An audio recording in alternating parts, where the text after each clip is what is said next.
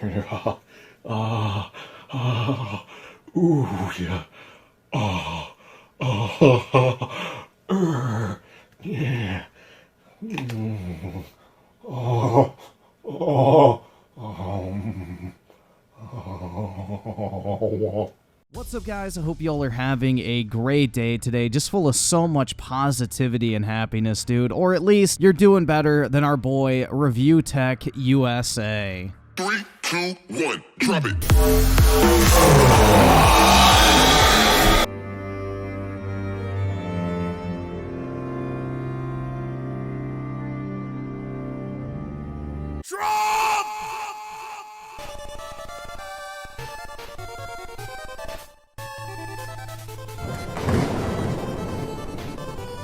Oh yeah. Tremendous.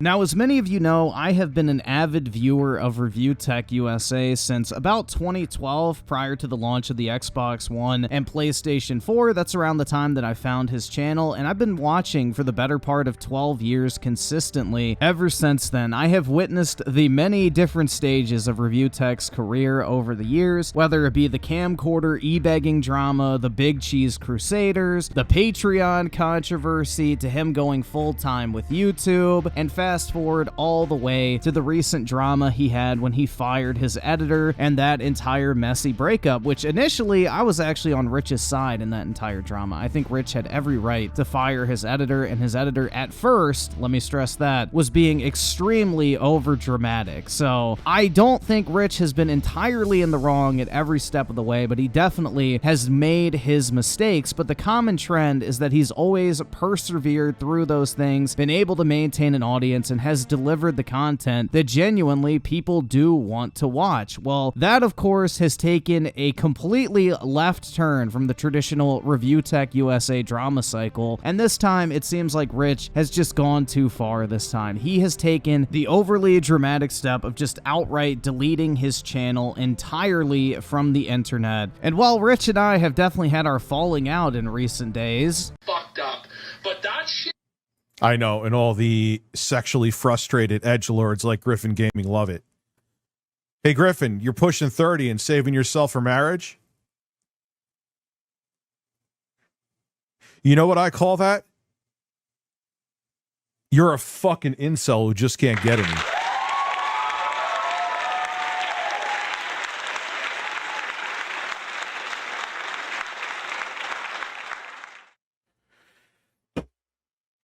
Griffin Gaming. Yeah. He's saving him. The guy who fucking talks so much shit all of a sudden has morality for marriage. You know who says that? People who can't have sex.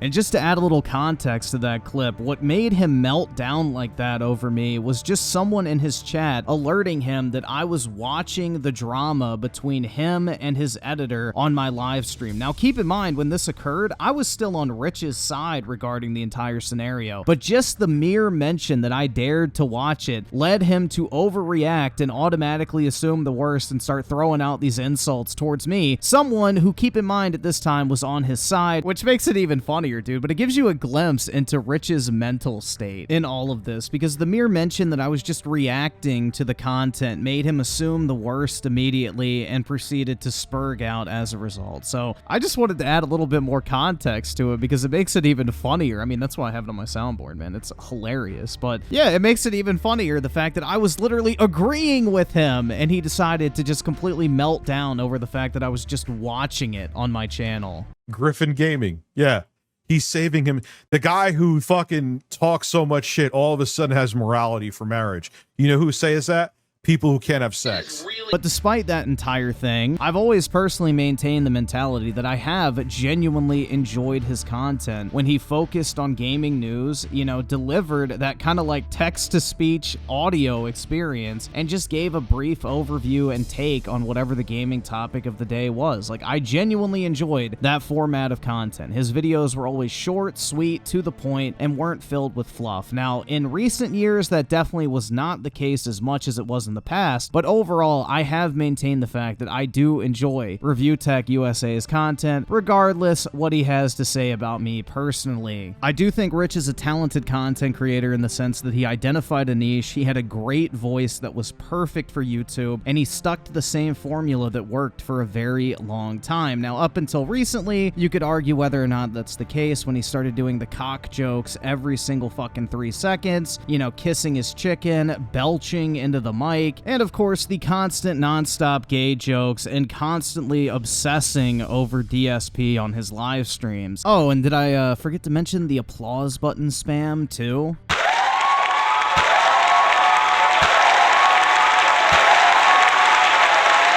You know, that's like a nervous tick for Rich. You know, some people will whistle, some people will hum, some people like tap their foot, tap their fingers together, whatever it might be when they get uncomfortable in a situation or they say something that they're not entirely sure how people are going to react to it. Well, for Rich on his live streams, whenever he says something that he's a little unsure about or needs some, I guess, affirmation on whatever it is he just said because he's a little nervous about how people are going to react to it. If you don't think I'm being serious, go watch him live stream and look when he presses the applause button. 9 times out of 10, it's when he says something that most would consider to be like a hot take, for example. So it's definitely something I've picked up on when watching Rich's streams over the past few years, and it is obnoxious to say the least. But I do want to go ahead and take a look at his live stream last night where he basically spent an entire 2 hours coping and seething, trying to figure out how he could justify the indefensible position of deleting his YouTube channel, because throughout this live stream, he tries to provide reasons for why it was beneficial to him to delete the channel, which all of which make no sense, at least from my perspective. As a fellow content creator myself, there's no reason for what he did. The very things he claims that he's trying to combat by deleting his channel are going to get worse as a result of him doing so. So I really just don't think Rich is in a good mental state right now, and considering all the stuff that's happened with him in his personal life, I can understand that to a certain degree, but at the same time, it just really does pain me to see someone throw away their entire career like this over a momentary lapse of judgment, and it's very obvious to see from the outside looking in. The problem is we're not Rich, and we can't force him to do anything. He is the master of his own destiny, for better or for worse, and this is the decision he has come to, and he now has to live with the repercussions. Now, luckily, YouTube can recover a deleted channel after a certain amount of time, so his channel is not technically gone forever. He could contact YouTube support and get it back theoretically. The question is whether or not he comes to his senses before he is no longer able to do so, as the time restriction, I believe, is about a month. So we'll have to wait and see, but for the time being, his YouTube channel is deleted. So let's go ahead and take a listen to some of these justifications for why he did what he did. Man, do we have a lot to talk about, huh?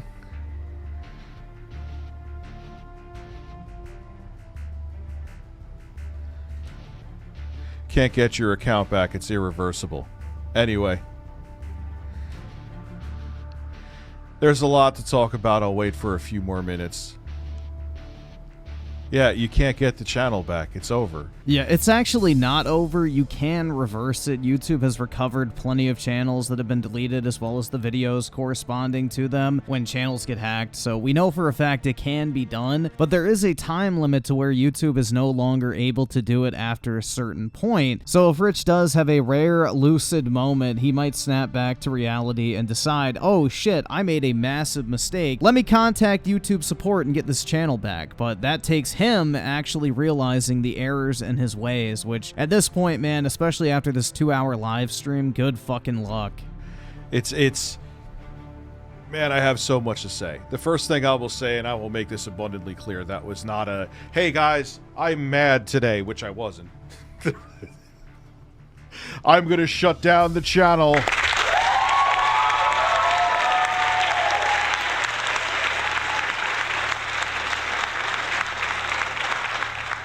I mean, just look at the body language there and go back to what I was talking about earlier, how it's almost like a nervous tick for Rich whenever he says something that he's unsure about and needs like affirmation of whatever he just said. He presses the applause button and then he's like reading chat intensely. You can see it on his face.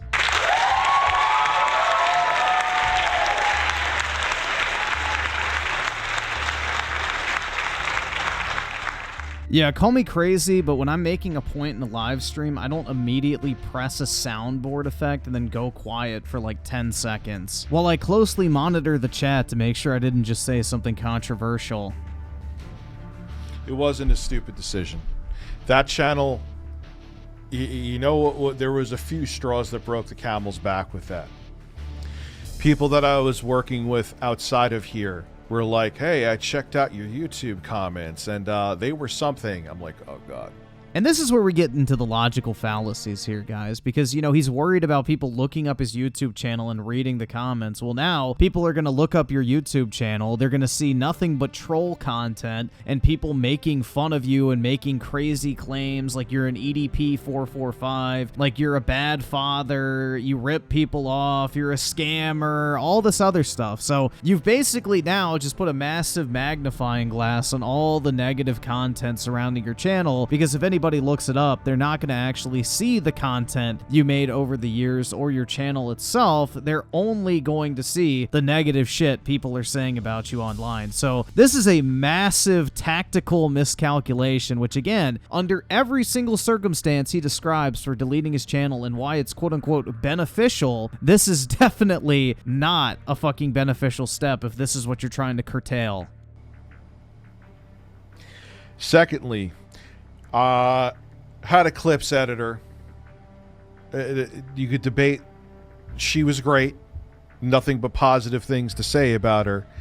You could debate the quality of how you felt about the clips, but most clips aren't S tier anyway. Yeah, as someone who watched the clips that you uploaded on your main channel, they were not even close to C tier, bro. They were absolutely horrible. You were constantly belching into the mic. You were losing your train of thought in like a 2 to 3 minute long clip on one specific topic. You were constantly spamming the applause button, you know, interjecting as many gay jokes as humanly possible whenever the occasion presented itself. And for as short as those clips are, you walked away getting absolutely nothing of substance surrounding whatever topic it might have been on. So yeah, those clips were absolutely horrible. It is not a shock that people did not like them. That didn't move the needle.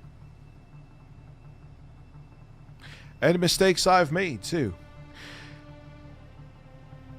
Every channel that has tried to make a comeback after something, if you, whatever is self-inflicted you choose to say or not, it doesn't work. Yeah, but Rich, you didn't try to make a comeback. You completely changed the entire nature of your content. Like, prime example, okay? When you started making those DK oldies videos, your news content was not getting the same amount of views it used to. But then, when you injected a new format and style of content, you started getting a lot of views from that because people were genuinely interested in it. It had actual substance to the content, and on top of that, it's still related to the general realm of what you talked about previously on your channel, so it's something your audience was interested in. You uploading slop live stream clips that are 2 to 3 minutes long and barely can follow one actual topic without constant interruptions is not going to move the needle and is not going to revive your channel when the content is absolutely terrible. No one was asking for live stream clips. Now, if you went back to making edited videos where you talked about specific topics, were up to date on the news, were consistent, then yeah, you might have a point. But no, you completely changed the very nature of what your content is and went from edited video content with a very specific purpose and, you know, short, concise, well-formulated points for the most part, to basically you sitting there stoned, barely able to mumble out a coherent point and constantly interjecting gay jokes, chicken jokes, and the applause button at every opportunity. That is way too dramatic of a shift to say, I tried to revive it, I tried tried to bring it back, but there was just nothing you could do to bring it back. No, you didn't try. You took the easy way out. You made lazy slop content that I can't blame anyone, and you can't blame anyone for not wanting to watch, because it was absolutely terrible compared to what used to be uploaded on the channel for the past 15 years. And to write it off and say, well, not all clips can be S tier, it's like, well, what were you actively doing to try and make S tier clips? Sitting there for 6 hours a night watching the same DSP shit over and over and over again is not exactly what you should be doing if you're trying to generate good clips to post on a YouTube channel to garner views, because that is incredibly boring. That's the reason why I stopped watching your live streams, is the obsession with DSP. So yeah, I don't know, man. This is not really an issue of, oh, well, I made great content, people didn't show up. It's, no, you made shitty content that was objectively worse in every single way compared to what people were used to on that channel. And oh my god, surprise Pikachu face, why aren't people watching it in mass? Classic Game Room, Epic Mealtime. You want to go into the 8 billion different Call of Duty channels. You want to go into the Minecraft channels. You could say that my content in terms of me doing news was more evergreen, but I already saw it diminishing.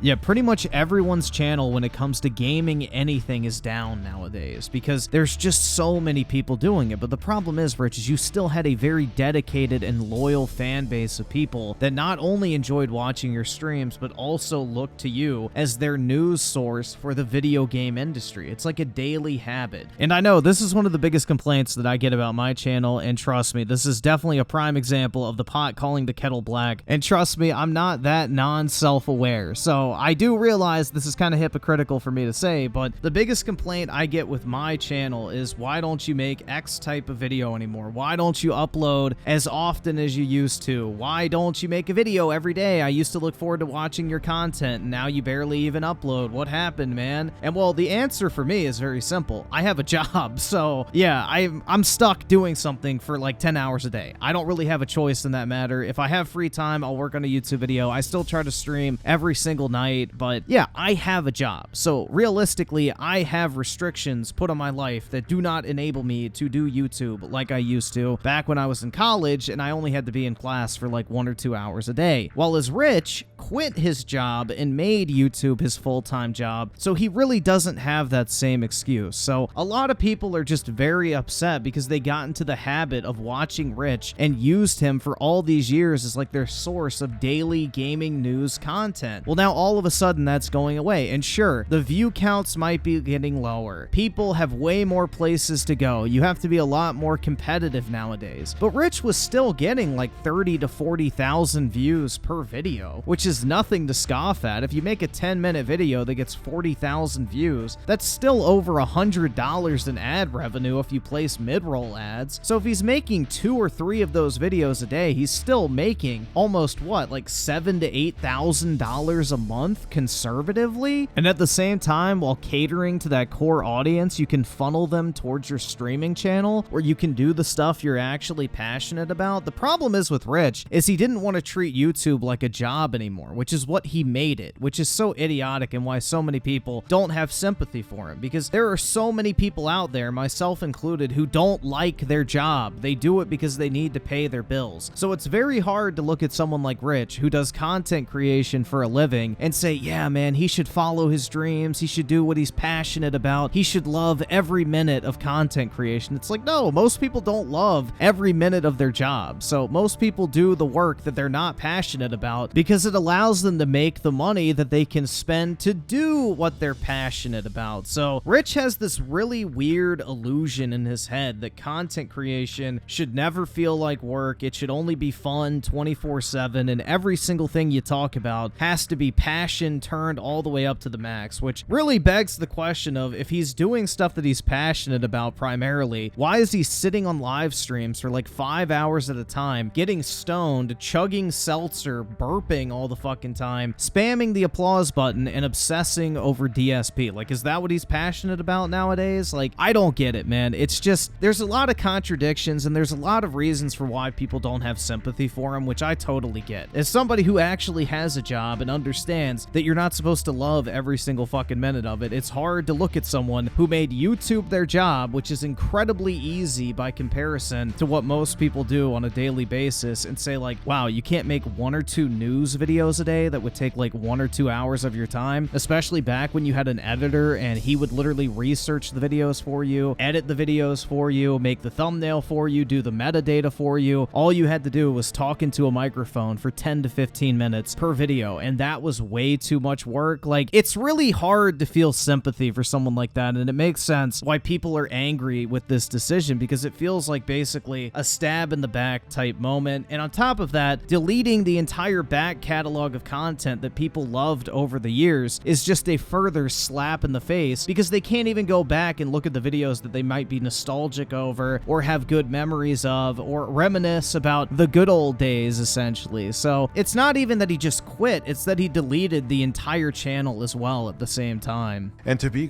quite honest with you, and this is before any of this nonsense, to be quite honest with you, I was checked out back in 2019. And my stupid mistake, what I wanted to lean more into was live streams, was clips, maybe kind of not with guests. I would rather light myself on fire than deal with guests again. But isn't that exactly what he did? Like, since 2019, that's been his primary focus, I feel like, has been live streaming basically every single day until recently. So I don't really know what he means. Like, my biggest mistake was not transitioning to that, when it literally feels like that's exactly what he was doing in the first place. In my opinion, his biggest mistake is thinking that he has to choose between one or the other, because realistically, Rich's content is not that hard to make. So he could easily dedicate a few hours a day, especially if he had an editor, to making edited news videos on his main channel, and then spending the rest of his day doing whatever the fuck he wants to, including live streaming. It really would not have been that hard to balance. It just comes down to laziness. It's one thing that Phil is right about. No, none of my videos were backed up.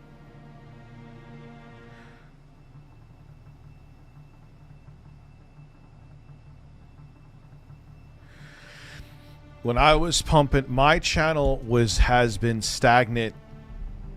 There were a couple pops, but it's been stagnant since about 2019.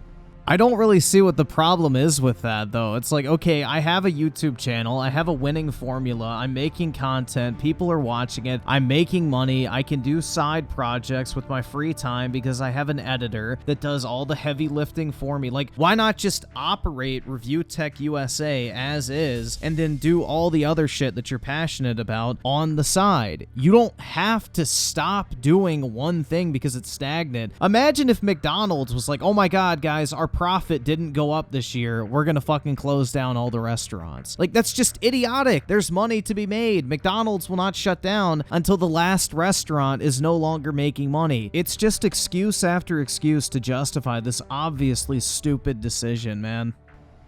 There were some months that between that where I was getting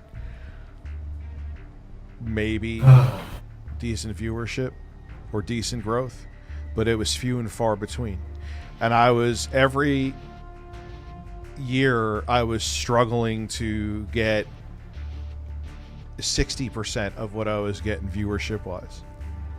Okay, and not everyone is going to maintain the same level of views they give forever, man. Like, people's views go up and down. YouTube is very cyclical. The algorithm is a very fickle thing. Not to mention, you made a lot of dramatic changes in your content where you started obsessing over the chicken jokes, the gay jokes, burping, you know, Bill Gates and Nick Cage, constantly interjecting, not getting to the point, obnoxious editing. Like, there's a lot of different things we can talk about, but it was not just the case of, you know, oh, I made the exact same type of content and people just stopped caring over time. No, you changed your content very dramatically in the last 3 to 4 years. Not to mention what might have improved viewership about 3 or 4 years ago, especially for a gaming news channel. I don't know, man, maybe something like the console launches of the PS5 and Xbox Series X. I mean, usually I was getting a lot more views, especially back in those days, because people had genuinely more interest in gaming. That was like the top of the headline. We were also in a pandemic where everybody was on lockdown and nobody had anything other to do than look at gaming related content. So once people started easing up on those lockdown restrictions and people could go out and actually do other shit, they lost interest in gaming and viewership across the board went down. And especially this year, we're in an election cycle, so most people's eyes and minds are elsewhere other than the gaming industry. So again, you're just discounting a lot of other factors and saying, oh, well, you know, I did the exact same thing and my viewership only was like 60% of what it used to be. Okay, well, 40% of what your viewership used to be is still pretty fucking good for a YouTube channel, especially for someone who claims to do YouTube full-time as their career. Not to mention the content that you make is not very time intensive, and you could literally use your free time to do anything else you're quote-unquote passionate about to expand your horizons. Many people who do YouTube full-time have multiple different channels covering multiple different topics. I don't really know why you couldn't just expand and continue operating ReviewTechUSA and do your other shit on the side as well.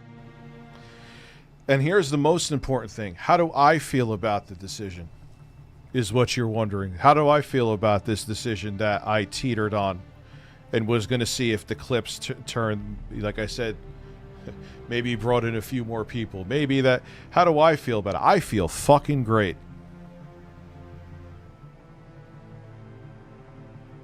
I feel like a weight has been taken off my shoulders. I feel relieved.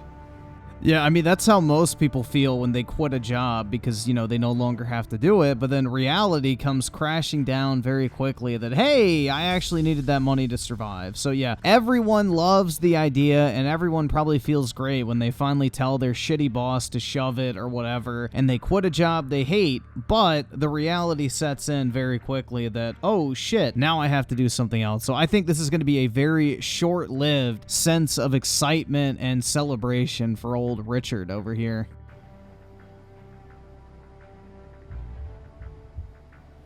That's the most important thing.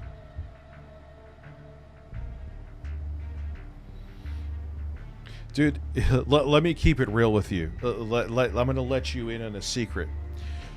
You want to know how much...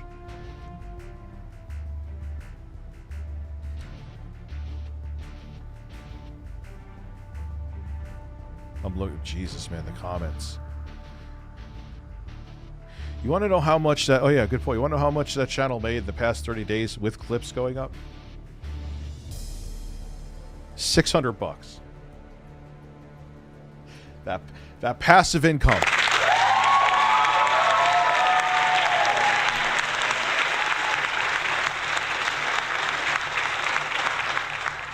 Well, Rich, when you're uploading shitty clips content that only get like 3,000 views each that are 2 minutes long, you're not really going to make a lot of money from YouTube. But just to put that into context, guys, you know, he's talking that $600 a month is not really passive income. But in reality, if you're going to actually break that shit down by the numbers, that's about $7,200 a year in passive income, which would mean you would probably have to have about $120,000 invested in a pretty high yield dividend stock in order to make a similar amount if you were to invest your money and earn that same amount of passive income. So really, it's not that bad for doing almost next to nothing.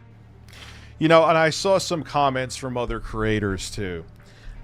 This has been something I have been debating, not deleting the channel, but I wanted to completely get away from what I was doing before I even touched medical marijuana. So everyone's saying the hallucinogens, and I won't name names. I did see the comments. Please shut the fuck up.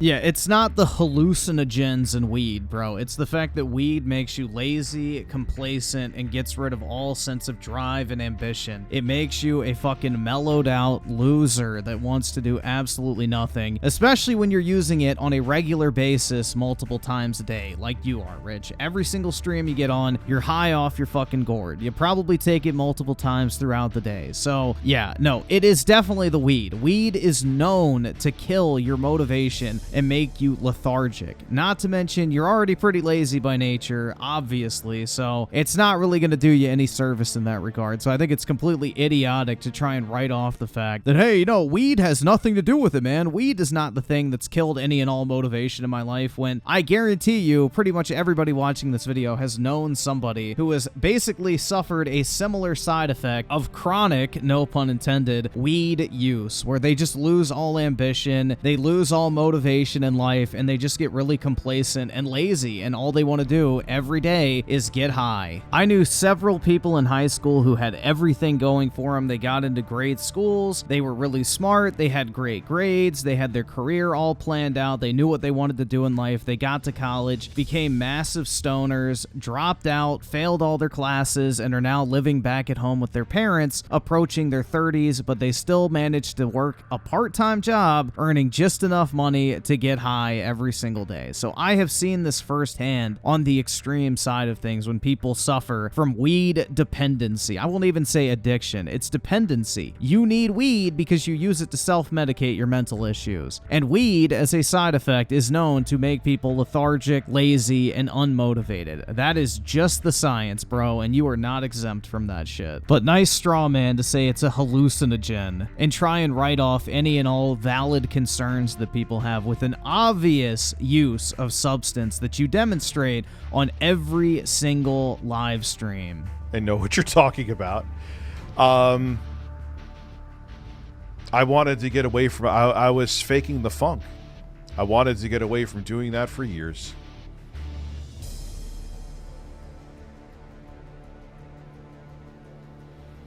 And that's the most important thing. I was look, now where I take blame is I didn't have the balls to just say, you know what? This is what I want to do. ReviewTechUSA. I know what you're talking about. Chasing ghosts. Chasing something that's no longer there. I see YouTubers that do it all the time. I'm sure you know some. They may not say it. They'll pretend that they absolutely love it. But they don't.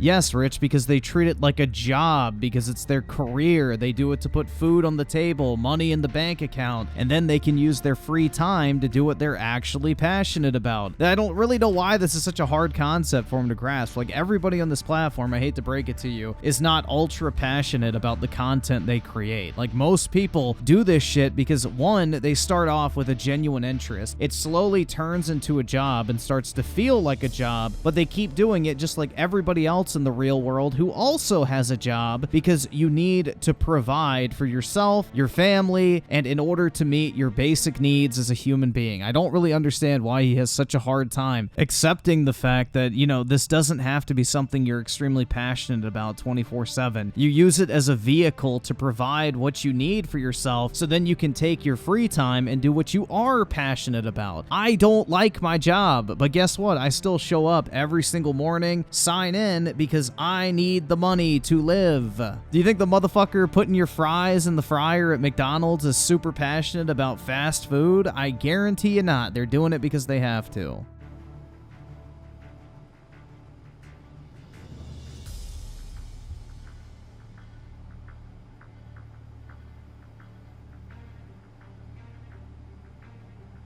No. I won. I won. A lot of people say you should do things for your own mental health. Here's one of them.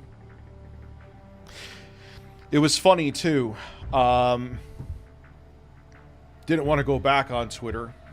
But yesterday, I was starting to get messages asking if I was okay. And I'm like, what the fuck are you talking about?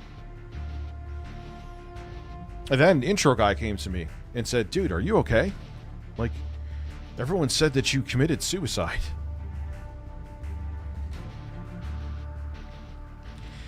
So I opened up the Twitter account and I'm like, yeah, I can't have people thinking that I'm dead. So I uploaded a video where I was Seth Masucci and made a joke about the whole thing. There were some people that weren't very happy about that too. Yeah, let's go ahead and take a look at this video and try and figure out why people might not have been too happy about it. I just wanted to confirm the very sad news that Rich of ReviewTechUSA has sadly taken his own life. He's in the bathroom right now. He slit his wrists. He bled out in there. But one thing I wanted to show you that was really cool, my name is Seth, by the way, pleasure to meet you, is he has these cool little cassette decks. Look at them all. You see he has, let's see all the lights right here. You got, this one's a really nice one in between. I think he's still bleeding out. He might be moaning. I'm not. I'll call 911 in the morning. We also got these two decks right here. They have CD players and they can record those. I think they're called mini discs. You ever hear of those? And then we got some more newer decks over here. He got these Tascam and a little bit of TIAC, and you got another Tascam over here, but he's dead now, so he can't use these, so I'm just going to take them over. So rest in peace to ReviewTechUSA. This is Seth Masucci, and I'm gonna record me some tapes right now, maybe some Hall & Oates, so you have a good night.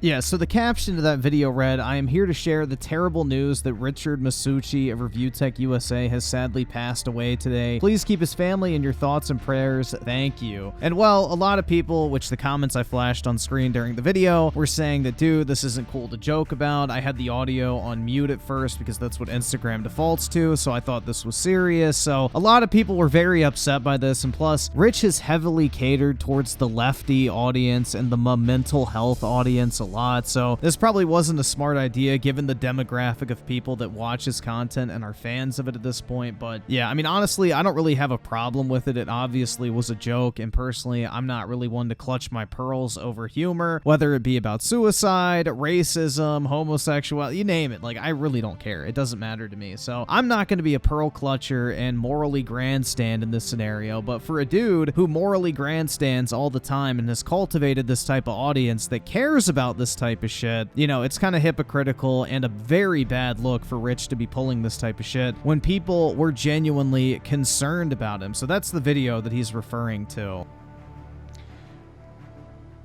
It's a choice that I needed to make for me. It's a choice that I thought about for a very long time. My fatal mistake was not pivoting this channel when I wanted to pivot, and I just got comfortable and listened to decisions that were not ones I should have. I should have listened to what I wanted. That was part of what got me a YouTube following. Everyone said I was fucking crazy for that. Everyone said I was crazy, not just on here. What a loser. You're going to do YouTube to make a living? I'm not kidding you. Both on the internet and off the internet.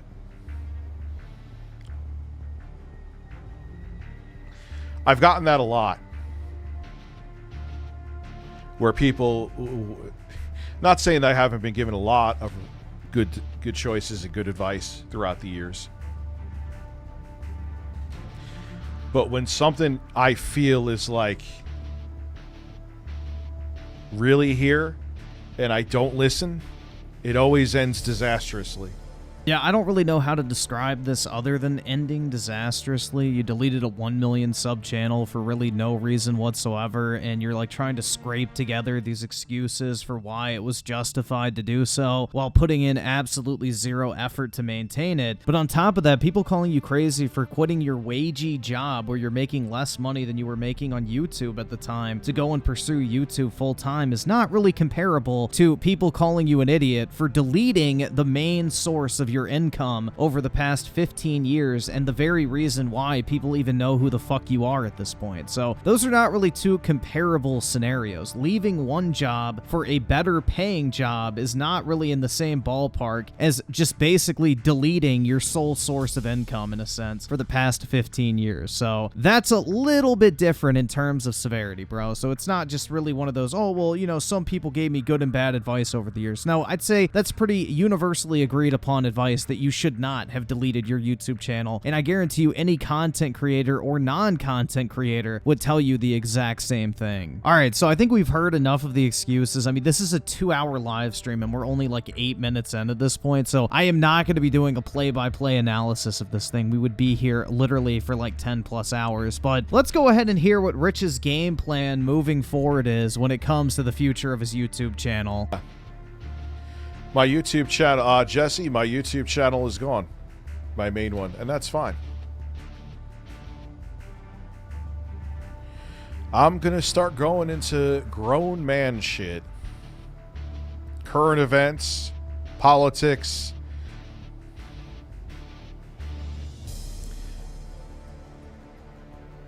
You didn't read my, I was scammed and nobody, are you going to debate? Yeah, sure. Mr. Rich, take it easy. In 6 months, you will think differently.